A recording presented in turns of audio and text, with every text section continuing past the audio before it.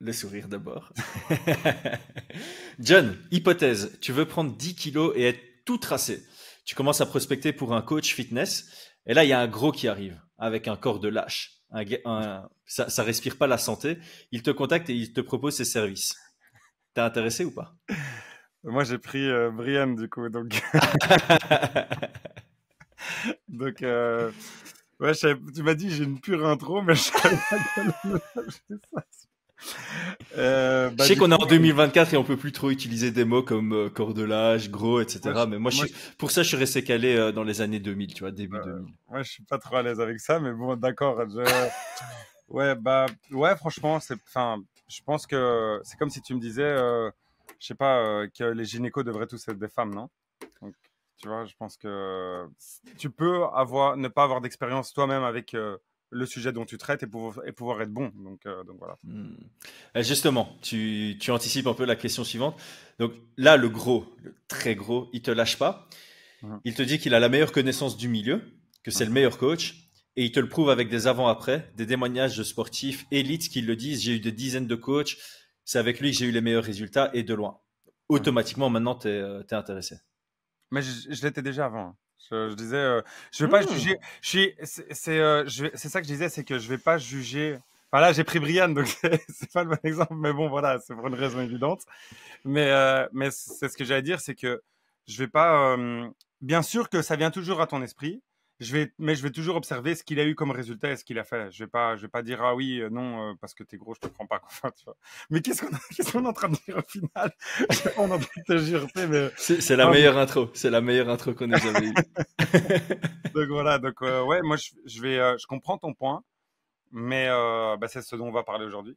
Voilà, c'est Euh, notre débat du jour. Dans c'est le ça. cadre du MMA, un coach doit-il être un ancien combattant? Et on balance ça après l'intro. Yo, this is Dustin Poirier. Bienvenue à Fight Minds. Sous Fight Minds. Bienvenue sur Fight Minds.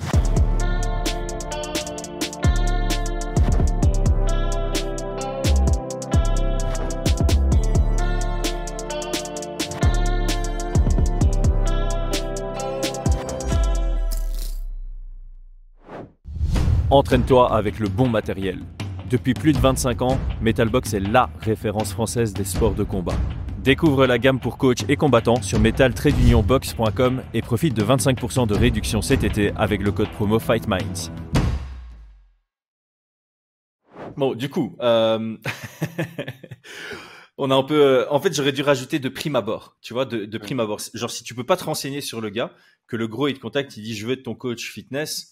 A priori, la plupart des gens diraient non. Ouais. Mais ouais, mais bon, il y a eu tellement de blagues par rapport à ça. Je sais que la ministre de la Santé en Belgique, ben voilà, elle a été vraiment en surpoids pendant Maggie Ouais, de Bloch. ouais, Tu te de bloc, c'est ça. rappelles, elle Ouais, disait ouais, ouais. comment est-ce que c'est possible d'être ministre de la Santé, mais voilà, c'est ses compétences qui importent. C'est pas ce qu'elle les Exact. applique ou pas, c'est ses compétences. Donc voilà. Mais bon, je crois qu'on va devoir étayer un petit peu plus et pas dire bon, ben voilà, merci beaucoup. Donc, tu veux commencer? Ouais, donc toi, tu m'as dit que tu as de nouveau fait des bonnes recherches avec des études là-dessus. Ouais, Et avant ça, tu voulais que je donne mon avis là-dessus. Et en fait, c'est ça. mon intro, elle a été faite un peu pour donner mon avis. La double question faisait sens. Donc, de prime abord, euh, tu es plus en confiance. Tu es Mhm. plus en confiance avec quelqu'un qui réalise ce qu'il coach lui-même avec excellence. Donc tu vas chez un dentiste qui a les dents blanches, tu vas chez un coiffeur bien coiffé, tu as un coach fitness qui est fit, tu as un coach de MMA qui a eu une belle carrière en MMA. De prime abord, ça te met plus en confiance. Mhm. Si tu as quelqu'un qui ne correspond pas à la propre description du domaine dans lequel il est lui-même expert, tu as besoin de preuves, tu as besoin d'un genre de garantie. Donc, par exemple, pour prendre de nouveau l'exemple du coach fitness un peu fat, euh, il a plutôt intérêt à ce que les premiers élèves qu'il prend sont gratuits pour avoir des preuves, pour Mhm. pouvoir prouver qu'il a les connaissances. Parce que le premier, enfin, si tu dis que tu es au même prix qu'un gars qui est fit, tu vas pas choper de clients, je pense. Donc il y a un peu ce côté-là. Si tu n'as pas cette capacité à toi-même être expert de ce dans quoi tu travailles, tu as plutôt intérêt à déjà avoir un CV. Et pour avoir ce CV, bah, tu dois voilà, grandir par un biais qui est un peu différent que ceux qui mettent un peu plus en confiance sur base de eux-mêmes. Je suis ma propre preuve. Lead by example. C'est un peu si tu as quelqu'un qui lead by example, tu es plus en confiance que sur quelqu'un qui te garantit qu'il a les compétences, mais qui ne le prouve pas via lui-même, je trouve. Mais ouais, mais il y a une expression, je sais pas si elle est utilisée en France, mais c'est toujours les cordonniers qui sont les moins bien chaussés. Donc, du coup, tu vois, ça peut arriver, mais je comprends. Et l'habit ne fait pas le moine non plus. Hein? L'habit ne fait Oui, pas le moine. oui, c'est vrai. C'est vrai, mais du coup, c'est ça que j'allais dire, c'est que je comprends que de prime abord, tu te poses des questions, mais si jamais tu as des références qu'il faut avoir au départ, et si tu donnais ces techniques de dire, voilà, j'accepte de travailler gratuitement au départ, juste pour pouvoir avoir ces références et pouvoir ensuite montrer que j'ai les capacités de le faire, bah alors moi, ça me pose aucun souci.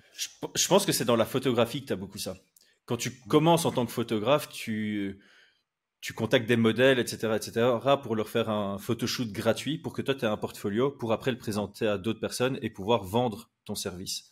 Et forcément, voilà, je pense que dans le monde du fitness aussi, si t'es pas fit, mais que tu as vraiment les connaissances, mais que tu as la flemme de t'entraîner toi-même pour prouver que tu sais ce que tu fais, bah, tu as intérêt à aller chez des potes en disant, voilà, tu sais très bien, j'ai fait ça comme formation, j'ai fait ça comme formation, j'ai fait ça comme formation.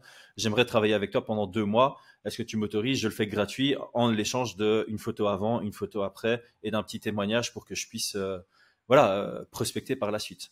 Brian, si tu m'entends, écoute, ça serait sympa si tu faisais un truc comme ça.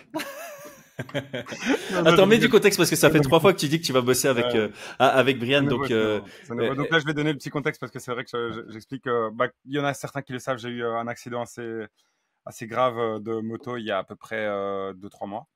C'était à l'UFC 300, 2 jours avant l'UFC 300. Ah, c'est ça, c'est vrai. Oui, je l'ai regardé dans le lit de l'hôpital, du coup. Ouais. Donc, ouais, c'est vrai, après, t'as une très bonne mémoire. Donc, du coup, quand j'ai eu l'accident, ça a été complexe. Donc, j'ai eu mon fémur, donc le col du fémur qui s'est coupé en deux, retourné à l'intérieur. Ça, c'est le poignet. Enfin oui, bon, je vais pas me lever et te montrer mon col du fémur, tu vois.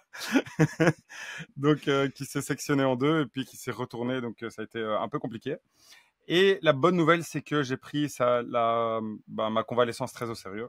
J'ai donc décidé de dormir très tôt, de voir un kiné tous les jours, de bien manger, enfin tout ça.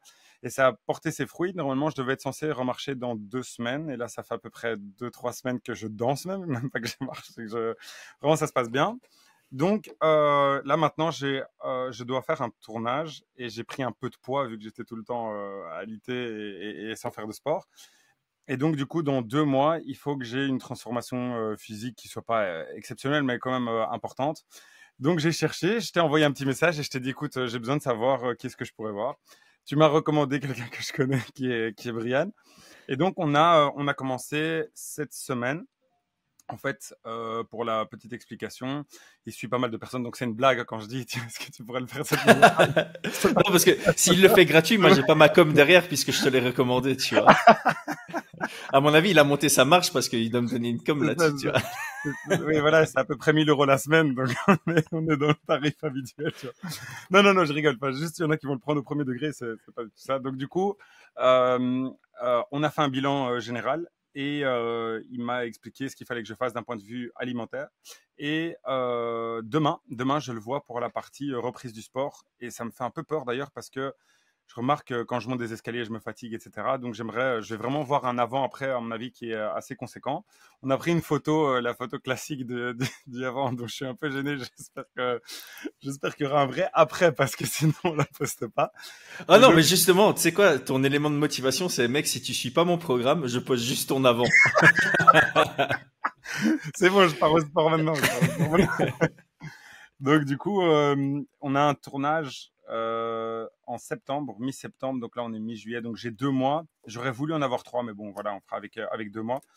Et voir ce qu'il est possible de faire. Parce que bon, bien sûr, il y a plein d'exercices que je peux pas faire. Je peux pas forcer. Même du poids, etc. C'est compliqué. Donc on va voir comment ça se passe. Et donc, du coup, je suis impatient de vous partager tout ça. Et la raison pour laquelle on parle de ça, c'est parce que Brian a beaucoup d'expérience. Il le fait lui-même. Il s'occupe de certaines personnes, etc. Et donc, j'étais directement en confiance. Mais bon, on peut pas dire que Brian soit pas en forme physique, quoi. Donc, mais c'est ça, lui, il allie les deux, en fait. Hein. Il a une bonne shape lui-même, il a une très bonne hygiène de vie, il est discipliné, et en plus de ça, il a déjà pas mal d'exemples dans ses clients. Ah ouais, il a montré des photos d'avant-après qui sont assez spectaculaires. Hein. Ouais, il est très fort pour chercher sur Google. On le respecte pas, là, on le respecte. Non, mais en plus, on sait, il est très sérieux dans tout ce qu'il entreprend et ça fait partie de ses gros projets qu'il prend très au sérieux. C'est ça. Et donc, du coup, si tu veux, je vais te partager un petit peu le fruit de mes recherches. Comme d'habitude, pour ceux qui ne le savent pas, moi, j'apprécie beaucoup quand je vois une chaîne qu'elle partage le nom au minimum ou qui a fait l'étude ou l'année. Comme ça, si jamais il y a des personnes qui veulent creuser un petit peu plus, je le dis. C'est pas pour être pompeux, c'est juste pour dire bon, voilà, c'est pas juste j'ai entendu que mon voisin a dit que. Donc, du coup, on va faire une séparation entre les deux. Donc, des coachs qui ont été combattants en donnant certains exemples et des coachs qui n'ont pas été combattants. Et qu'est-ce que les études ont montré par rapport à ces coachs? Donc, la première, c'est que c'est pas par rapport à ces coachs de manière spécifique, je parle du groupe, de ceux qui ont été combattants. Donc, je vais pas dire, tiens, telle personne a remarqué ça chez lui. C'est de manière générale, voilà ce qu'on constate chez les coachs qui ont été combattants. Donc, les coachs qui ont été combattants, d'habitude, on remarque, donc c'est une étude qui a été faite en 2017, donc qui est assez récente, qui est de Smith et Hall, qui explique que, en fait, ils ont une meilleure compréhension des aspects techniques et psychologiques.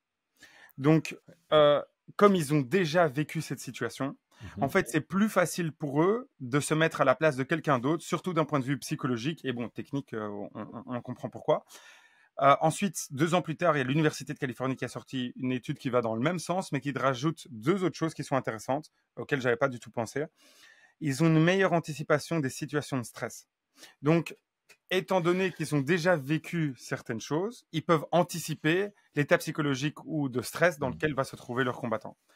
Là, je ne sais pas si toi, tu as des exemples ou si tu l'as déjà ressenti. Moi, par exemple, je sais pas, vu que j'ai jamais été combattant.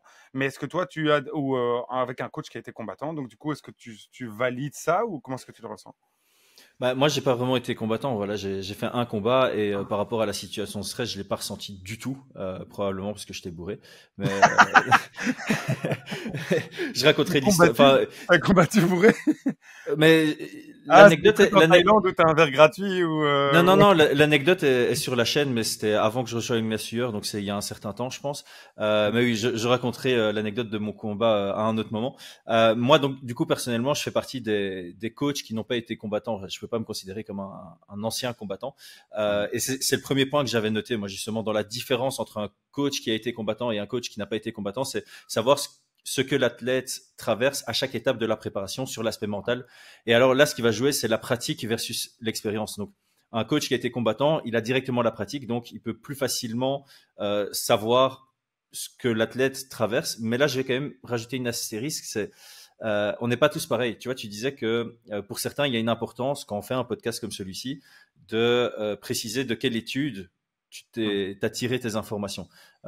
Tu connais le disc training, c'est pour les bleus que c'est important. Les bleus, ils aiment bien avoir ce genre de détails. Les rouges et les jaunes, on te fait confiance, John, t'as fait tes recherches. Voilà, pas besoin de citer de l'étude. Et je pense que pour le stress, la gestion d'émotions d'avant le combat, ça dépend aussi de la personnalité. Tu vois, si t'es plus un bleu en tant que coach et que tu coaches un rouge, tu vas pas spécialement passer par les mêmes étapes. Donc l'expérience reste très importante, même si tu as de la pratique avant. Et sur le côté anticipation, moi forcément je peux pas en parler parce que j'ai pas été combattant avant. Donc quand je coachais des combattants, j'ai fait j'ai fait des grosses erreurs évidemment en tant que coach sur mon attitude avant combat et je l'ai adapté de combat en combat sur comment agir avec un combattant et l'autre, en sachant que tu t'adaptes aussi à ton combattant, comme on le prône tout le temps sur Fight Minds. C'est ultra individuel, donc t'as des gars qui vont être plus en mode ok, tu leur parles très peu, tu leur parles un minimum, d'un point de vue administration, tu gères tout pour qu'il ait le moins de choses sur lesquelles se concentrer. Il y en a d'autres qui sont plus extravertis, tu as besoin de te promener avec eux, de parler beaucoup, d'avoir des sujets profonds. Il y en a d'autres qui aiment avoir ce côté un peu rigolade, on déconne, etc., etc. Donc ça change de combattant à combattant et je pense que oui, le fait d'avoir combattu par le passé, ça peut aider, mais ça peut être aussi négatif si tu considères que l'autre est exactement comme toi alors qu'il ne l'est pas. Donc il faut un peu ce côté aussi empathique, compréhension de ce que l'autre a besoin. C'est un peu ce truc, fais aux autres ce que tu veux qu'on te fasse. Non, c'est fais aux autres ce que tu veux. Non, fais aux autres ce qu'ils veulent qu'on leur fasse. Okay.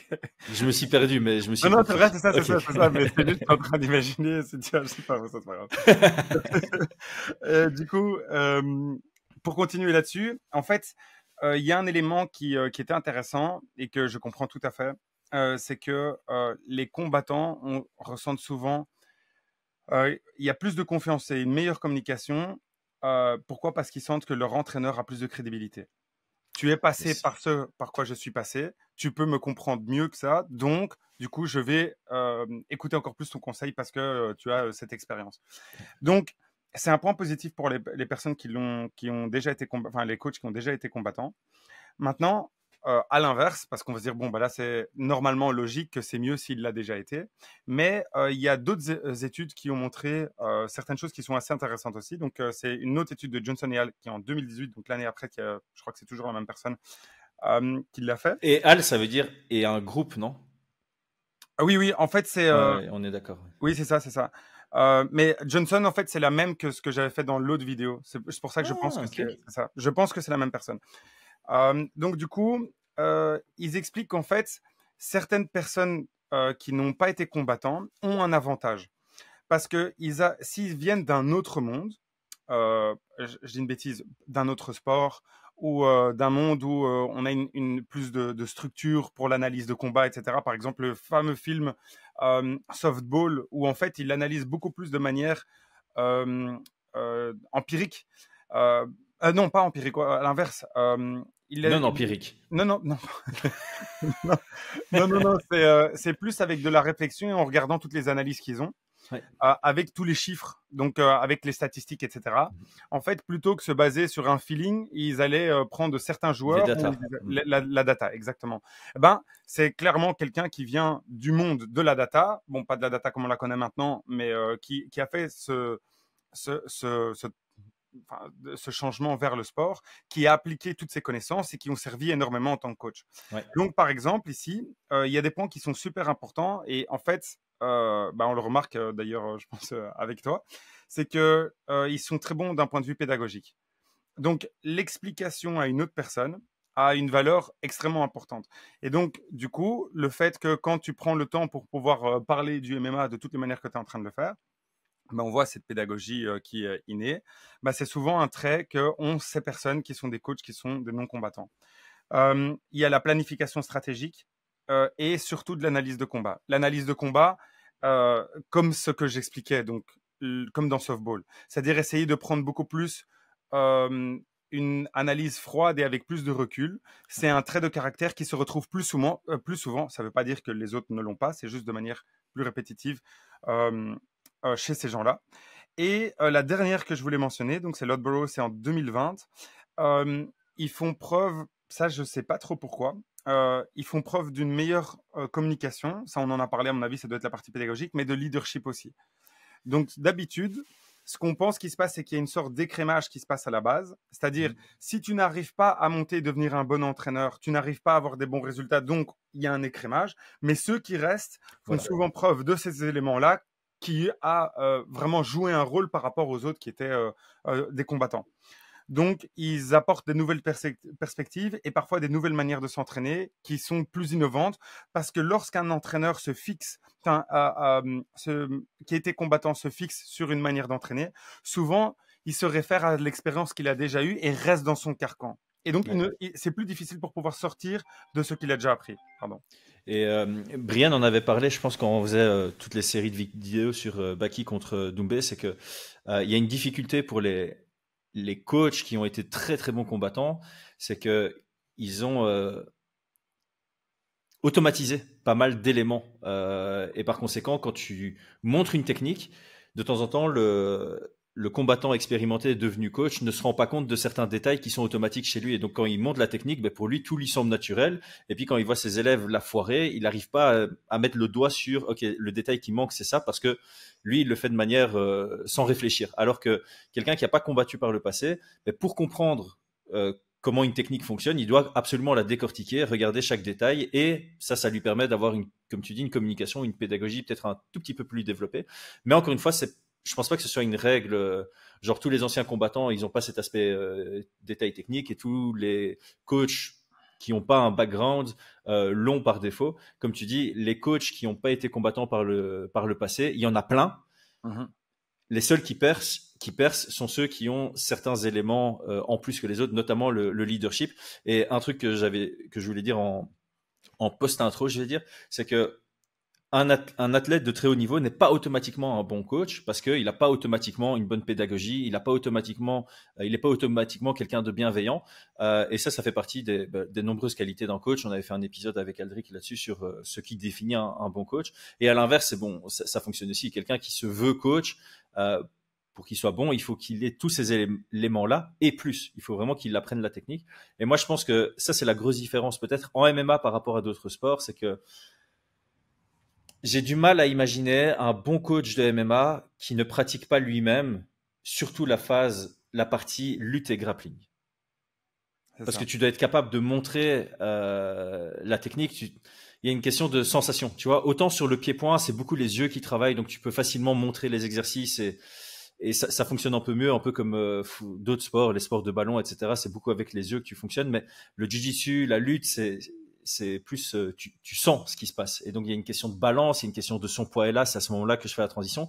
Et quand tu observes de l'extérieur, tu peux pas spécialement bien expliquer comment il y a eu un effet de balancier, de contrebalance, de déséquilibre, etc. Donc je pense quand même que ça, c'est un truc, c'est si t'es coach et que t'as pas été combattant par le passé, tu dois quand même un minimum pratiquer pour être capable de comprendre et de mieux expliquer certaines techniques, surtout sur l'aspect grappling. C'est ça. En fait, j'avais une question par rapport à ça que je m'étais posée, j'ai pas eu de réponse. Je crois que c'est compliqué de trouver une réponse à une question si spécifique. Mais je me suis posé la question, je me suis dit, tiens, il y a eu pendant l'histoire du MMA récente une accélération au niveau des différentes écoles. Donc, par exemple, au départ, je vais schématiser, tu vois, tu as les pieds bien à plat et puis tout à fait après, tu as eu des Conor McGregor qui sont beaucoup plus in and out, enfin, tu vois, plus légers sur leurs appuis. Et puis après, tu as eu in and out, enfin, tout ce que tu veux. Donc, du coup, je me demandais si jamais tu as appris le MMA en tant que coach comme combattant, donc tu as eu ça et tu as eu cette école, est-ce que c'est facile pour toi de t'adapter vers une nouvelle école, tu vois? C'est ça que je me disais, c'est qu'on le voit, il y avait certains strikers qui fonctionnaient très bien une période, et puis après il y a un nouveau style qui s'est vraiment bien adapté à leur style, donc au premier. Et je me posais la question, je me dis tiens, est-ce que c'est possible de faire cette transition aussi facilement si tu as été combattant toi-même et que toi tu connais extrêmement bien cette école-là? Parce que si jamais tu es quelqu'un qui a la possibilité de dire bon maintenant il faut que je m'adapte et moi j'ai pas été combattant donc je sais étudier d'autres choses, je pense que c'est plus facile dans ce cas-là. Mais je voulais avoir ton avis, je sais pas du tout. Ouais, je suis assez d'accord. C'est vrai que le MMA c'est un sport, mais il y a beaucoup de spécificités et il y a certains styles qui sont plus compliqués à enseigner si tu le pratiques pas toi-même ou si tu t'es pas expertisé dans ce style toi-même. Donc il y a les coachs que je considère comme mauvais, je vais être honnête, et ça c'est surtout les coachs de 2005, etc. sont ceux qui venaient avec leur vision du MMA très têtue et très carrée, et tous mes combattants sont une image de moi-même. Et ça, je suis pas fan parce que en gros c'est celui qui aura les meilleures aptitudes physiques qui va un peu sortir du lot de ton groupe, mais comme tu fais tout le monde à ton image, il y a peu de différence. Alors que le MMA, on le dit de plus en plus souvent sur Fight Minds, notamment avec Aldric, mais aussi avec Brian, c'est trouver ton style qui t'est propre et sur lequel tu te sens à l'aise très tôt dans ton développement. C'est très important pour ta progression. Et donc pour moi, un bon coach aujourd'hui, c'est quelqu'un qui est capable justement de se rendre compte que c'est très individuel et que tu dois être capable de peaufiner le style de chacun de tes adversaires. Et quand tu donnes cours, tu dois toujours avoir cette notion de ok, parmi mes élèves j'ai des gauchers, parmi mes élèves j'ai des droitiers, parmi mes élèves j'ai des gens qui travaillent plus en in and out, parmi mes élèves j'ai des gens qui sont plus ancrés dans le sol. Et tu dois être capable de bien enseigner sur les bienfaits, les inconvénients de chaque style, et ça peut être bénéfique parce que tu tournes un peu entre les styles, ou alors quand tu montres une technique, tu dis ceux qui sont plus ancrés dans le sol, utiliser cette technique de cette manière, ceux qui sont plus légers sur leurs appuis, varier comme ça, etc. Donc voilà, mais c'est très important. Je pense que la notion d'un bon coach aujourd'hui, c'est quelqu'un qui est capable de se rendre compte que il a des styles différents face à lui et de donner un cours qui va permettre à chacun des styles d'en tirer bénéfice sur l'heure et demie ou les 2 heures, peu importe, qui sont attribuées à ce cours. Et donc pour répondre à ta question, c'est plus une question de mindset. Tu peux avoir été un combattant très fort dans un style un peu, je sais pas, la Duane Ludwig par exemple, sur le Bang Muay Thai, et il est très bon coach de de Bang Muay Thai adapté au MMA. On l'a vu avec la progression de TJ Dillashaw. Mais tu as aussi des coachs qui avaient vraiment une spécificité particulière. Par exemple, à l'ATT, c'est le wall walk. Mais ils sont capables aussi de développer des combattants qui font autre chose que du wall walk quand ils sont en cage control. C'est ça. Tu pensais quoi, par exemple, enfin, je vais donner certains exemples et toi, tu me dis un petit peu ce que tu en penses. Il y a juste un où je ne sais pas exactement comment est-ce que tu le positionnes. C'est Greg Jackson qui a été combattant, mais c'était amateur. Donc, est-ce que tu considères que c'est vraiment combattant ou comment est-ce que tu le vois? Bah, moi, je considère une carrière amateur, non, tu vois, c'est parce que en fait, il y a une énorme différence entre Greg Jackson qui a fait quelques combats en amateur lui-même et puis qui est devenu coach, notamment de John Jones et de GSP. GSP, de bien d'autres anciens champions. Donc, le fait qu'il ait, encore une fois, le fait qu'il ait été combattant lui-même, ça veut dire que sur l'aspect lutte, grappling, il avait les sensations, tu vois. Mais il a dû progresser en tant que coach pour être capable de coacher des gars qui sont bien meilleurs que lui, parce qu'en fait, c'est vraiment ça la réalité. Pour moi, c'est si t'as pas été combattant avant, tu vas coacher des gars qui sont largement meilleurs que toi dans le sport que tu es supposé instruire. Et même si tu as été ancien combattant, hein, si tu regardes les anciens combattants qui sont devenus coachs, bah, à partir du moment, ils enseignent des gars qui ont dépassé leur propre niveau. Est-ce que tu as des exemples de combattants qui ont été coachs mais qui n'ont vraiment pas été bons?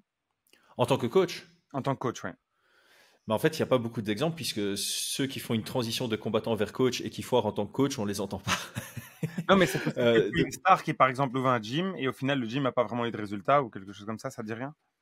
J'aurais pu faire j'ai fait mes recherches inverses. Moi, j'ai plus fait mes recherches des coachs qui n'ont pas été combattants par le passé pour citer des exemples. Par contre, j'ai pas trop réfléchi à des anciens combattants, très bons combattants, qui ont fait une mauvaise transition vers coach. On connaît ceux qui ont fait une très bonne transition. On pense évidemment à Habib, hein, qui semble être un très très bon coach aussi. Mais ouais, comme ça, hein, je sais pas. J'allais dire, Dan Henderson, il a sa propre équipe et il n'y a pas beaucoup de résultats de la Team Quest. Je pourrais réfléchir et peut-être mettre ça en commentaire. Il y en a certainement d'autres. Mais justement, créons un peu d'engagement sur cette vidéo. Si vous pensez à des anciens combattants de haut niveau qui sont devenus coach et qui n'ont pas du tout performé en tant que coach, section commentaires. C'est ça. Moi, l'exemple que j'aimais bien, bon, il y avait quelques exemples, mais parmi ceux qui ont été combattants, moi, j'apprécie déjà beaucoup la personne. Comme si je le connaissais qu'on n'était pas, tu vois. Ah, tu l'as interviewé 8 minutes quand même. Non, je savais que tu allais dire Nick Sick, mais oui, bon, bien sûr. Mais moi, c'était Whitman. Whitman, en fait, qui vient du monde de la boxe, mais je trouve qu'il a vraiment super bien adapté, a fait cette transition. Je trouve qu'il a fait de manière vraiment incroyable. Bon, pour ceux qui ne le savent pas, c'est Ousmane, c'est Gedji, c'est Namajunas, etc. Mais je trouve que là, c'est une bonne reconversion. Je ne sais pas si tu veux parler de ceux qui ne sont pas combattants, mais qui ont réussi. Moi, j'avais noté Nick Sick, Zahabi, Greg Jackson. C'est vraiment le top 3 selon moi des coachs très performants qui ont soit pas du tout de carrière MMA, soit une minime, comme tu l'as dit, Greg Jackson. Voilà, tu peux pas considérer ça comme quelque chose de notable par rapport au débat qu'on a aujourd'hui. Ouais, c'est ça. Et Chris Gunnacht. Non, c'est vrai, mais non, c'est ça, c'est que je m'étais posé la question et je m'étais dit, mais comment est-ce que tu cherches quelqu'un qui a pas réussi, tu vois? Mais c'est un petit peu compliqué. Tu dois avoir une bonne mémoire. En fait, tu dois dire, ok, lui, il a pris sa retraite, il est directement devenu coach, ou il a ouvert son gym, ou il a été recruté par un gym, et au final, essayer de tilter sur, ah ouais, je me rappelle que quand il a coaché lui, ses instructions étaient déplorables et tout. Je pense qu'avec un temps de réflexion, franchement, ça se trouve. Ou alors, tu as aussi ce cas-là, hein, tu as les cas des training partners qui viennent dans les coins. Ça arrive. Je ne sais pas si c'était bon ou mauvais, mais on avait évidemment cette image de Jorge Masvidal et Colby Covington qui, au début de leur carrière, étaient systématiquement dans le coin l'un de l'autre. Je ne me rappelle pas si les instructions qui étaient données étaient bonnes en tant que coach. Mais voilà, il y a aussi pas mal de combattants qui sont encore combattants aujourd'hui et qui sont dans le coin de leur partenaire d'entraînement. Et il faudrait peut-être être attentif à s'ils coachent bien ou non. C'est ça.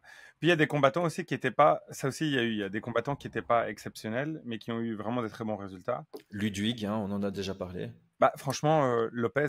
Lopez, moi je trouve que, enfin voilà, il a quand même fait quelque chose d'exceptionnel. Alors que quand en combattant, je sais pas exactement quel était son palmarès, mais je pense pas que c'était incroyable, quoi. Ouais, et je suis en train de. Maintenant qu'on en parle, j'ai oublié de rechercher pour Matt Hume. Est-ce qu'il a été combattant lui avant? Donc Matt Hume, c'est celui qui s'est occupé à 100%. Ah oui, il a été combattant, mais très piètre. Voilà. 5 victoires, 5 défaites. Et c'est lui qui était derrière Mighty Mouse quand même. Ah, ah, ok. Ouais. Pour moi, Mighty Mouse, c'est quand même, je crois que c'est le gars le plus impressionnant d'un point de vue technique. Skills. Ouais. Ouais. Moi, celui que je pense qui est intéressant aussi, c'est Cerudo. Avec le fait qu'il a été combattant, mais vraiment, je trouve qu'il est extrêmement pédagogique. Je regarde de temps en temps ses vidéos, je le trouve très intéressantes. Puis dans des anciennes écoles, bon, j'avais noté quelques noms. Il y avait Randy Couture, bon, qui a quand même créé Extreme Couture. Ouais. Avec Baz Rutten, Mike Brown, qui avec l'ITT, il a entraîné Poirier. Donc bon, il y en a quelques-uns, mais c'est là où je me dis bon, c'est quand même l'ancienne école, quoi. Tu vois, il y a quand même ce truc où c'était plus se taper dessus. Mais Mike Brown, par exemple, je trouve qu'il a, tu vois, justement, il a un peu de l'ère où le MMA n'était pas encore ce qu'on appelle le MMA moderne. C'était encore l'époque où on distinguait vraiment des backgrounds. Ah, lui, il vient de la lutte. Ah, lui, il vient du judo. Ah, lui, il vient de... Et il a un peu travaillé sur le reste. Et je trouve qu'il est devenu vraiment un bon entraîneur des temps modernes. Oui, c'est la passerelle, quoi. J'ai l'impression que c'est vraiment la passerelle. Et en fait, on peut parler aussi en France. Hein. Nicolas Hotz, je crois qu'il a 2-3 combats pro. Son tout premier combat pro, il était au Cage Warriors avec nous. Je pense que son premier combat pro, c'est sur une même carte que Brian. C'est vrai, je savais pas du tout ça. Ouais, il gagne par clé de bras. T'étais là quand tu l'as vu combattre ou... Oui, c'était la même carte à un Cage Warriors. Je sais plus exactement lequel, puisqu'on en a fait une quinzaine, mais oui, je me souviens de Nicolas Hotz comme combattant. Et là, il fait une excellente transition en tant que coach. Aldric, évidemment, je crois que c'est 10-6 qu'il a en pro. Et là, évidemment, on parle d'une carrière de 2005 à 2015. Donc là, évidemment, il est aux portes d'être coach d'un title fight à l'UFC. Tu l'as dit, Fernand Lopez aussi, hein, qui n'a pas eu une carrière extraordinaire en MMA, mais qui a aussi coaché pour des titres à l'UFC. Donc... Mais ce que j'aime bien avec Lopez, c'est le fait qu'il a eu des profils qui sont extrêmement différents. Nassourdine ne se bat pas comme Ngannou, tu vois. Mais par contre, ce qu'il y a d'intéressant chez Lopez, c'est que tu as quand même... tu as le in and out qui est son école, enfin on est d'accord. Tu as l'anti-lutte in and out, mais adapté à chaque profil. Cyril va pas le faire comme Taylor Lapillus. Et tu as un peu la même chose chez Aldric, je trouve. Aldric, on a déjà fait un podcast là-dessus, cage control, footwork et scramble. C'est les 3 gros piliers de la boxing squad, mais un Virgile va pas du tout combattre comme un Axel Sola, et ils vont pas du tout combattre comme une Manon qui vient plus du karaté. Et donc c'est ça que je trouve intéressant, c'est que chaque salle, je pense, a un peu ses forces, un peu comme l'ATT et le wall walk, mais ils arrivent quand même à dire ok, toi t'as ton style, toi t'as ton style, toi ton style, et on va embellir ce style avec les forces de notre pédagogie. Et le mot pédagogie, c'est celui qui revient le plus, hein, forcément dans cet épisode. C'est ce qu'ils font, donc ça me choque pas tellement. Mais et d'un point de vue, enfin je sais pas parce qu'on parle très rarement de la Belgique, mais est-ce que tu y as des coachs que tu connais, bon Brian, sinon il faudrait l'inviter parce qu'elle en parlera trop de lui, mais est-ce que tu as d'autres personnes en tête ou quoi où tu te dis mais tiens ça c'était un profil intéressant? À l'époque, il y a très longtemps, l'équipe qui fonctionnait le mieux en Belgique, c'était celle à Mons, qui s'appelait Shaolin Team à l'époque, mais c'était un regroupement de combattants. Aujourd'hui, il y en a certains qui sont reconvertis en tant que coach, mais le problème en Belgique, c'est que tu n'as pas encore beaucoup de très bons résultats, tu vois. Bolaji Oki, il s'entraîne en MMA sous Wallon, qui est un peu la référence belge du kickboxing et du Muay Thai, et qui commence à prendre une casquette MMA. Dans le nord de la Belgique, tu as l'équipe de Ben Dandois qui fonctionnait bien à l'époque, qui fonctionne pas spécialement bien maintenant. Ben Dandois lui-même est un combattant par le passé. Non, il n'y a pas full exemple en Belgique. Le Zenketa, j'ai l'impression que son coach n'est pas spécialement un ancien combattant. Il fait des bons résultats. Donc... Mais j'ai l'impression que, bon, tu vas me dire c'est peut-être logique, mais j'ai l'impression qu'on a quand même beaucoup plus d'entraîneurs qui viennent du background, enfin qui viennent au moins d'un background, peut-être même dans d'autres sports. On a parlé de Trevor qui venait de la boxe ou d'autres qui viennent du jiu-jitsu ou n'importe, mais qui deviennent de bons coachs. J'ai l'impression que c'est quand même une majorité. Hein. Ouais, la transition est plus facile. J'ai l'impression que le Zenketa, son coach vient aussi genre plus style boxe Thai, etc., etc. Il y a Tarek Sendo aussi, hein, le gars derrière Abirora maintenant, qui donnait cours avec nous à l'époque des Red Kings avec Brian, qui lui aussi a une très petite carrière MMA, et lui qui vient plus du pied-point.